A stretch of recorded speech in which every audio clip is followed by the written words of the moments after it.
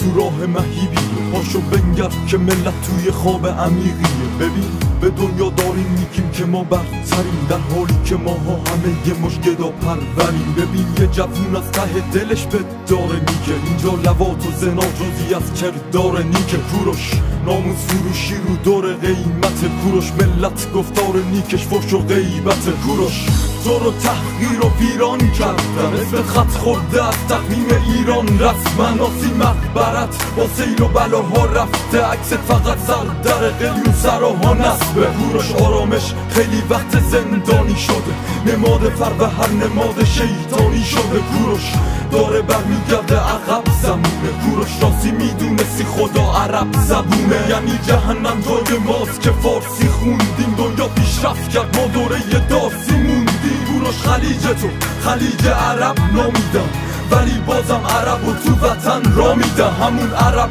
هایی که هستن تشنه به خونمون، همونا که دخترها رو کردن زنده به گورشون هستن. همسایه ایران ما روی کاغذ، ولی دستاشون با دست بیگانه ها توی کاسه. کجایی که ببینی دلا خونه، همه درگیر یه لقمه نونه.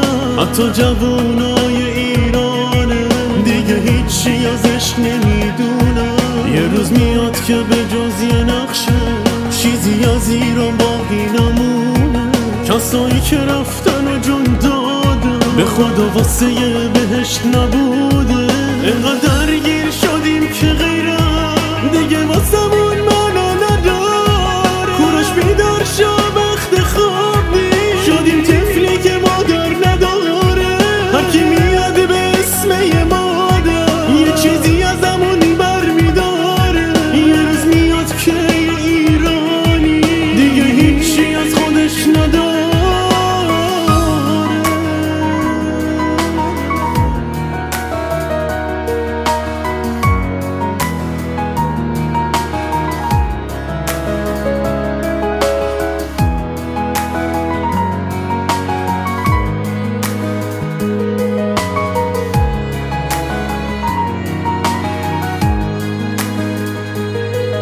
دلت گرفته کوروش میدونم تا به احساسی، مردم اش ریختن سر قبر ناصر حجازی. ولی چه فایده اسطوره ها در آغوش میرن و بعد مدتی از یادها فراموش میشن. بغضی تو گلومه مثل یه دیوانه تو بندم، چرا تندیس تو دادن دست بیگانه تو لندن. چرا یادت کوروش از همه حیث دود شده، نوشتن عقده ها فقط تو فیسبوک شده. کوروش مردونگی از تو افکار رفته، سلاح کشتار جمعی شده اخبار هفته. جوونا جیباشون خالیه و از دم بیکارن، اونا فکر خالی کردن و بار زدن سیگارن. کوروش جوونا از بیپولیشون جنون میگیرن و یه عده سفید نشستن جمون میبینن. از همون ریش سفیدایی که جیباشون شده پول ملت که تو حسابای سیباشون پره. ما هم هر روز از دیروزمون مرده تر هستیم که یه ملت سیاه‌پوش مرده پرستیم. کوروش هواپیماها به عشق ملت میپرن و مسافرها رو به بهشت و جنت میبرن. بعد این حادثه مردم رخت سیاه میپوشن و شراب مرگ و با یه بخت سیاه مینوشن. کوروشای این که به امید آینده بشینی، حامد حاضر به میره ایران و پاینده ببینی. کجایی که ببینی دلا خونه،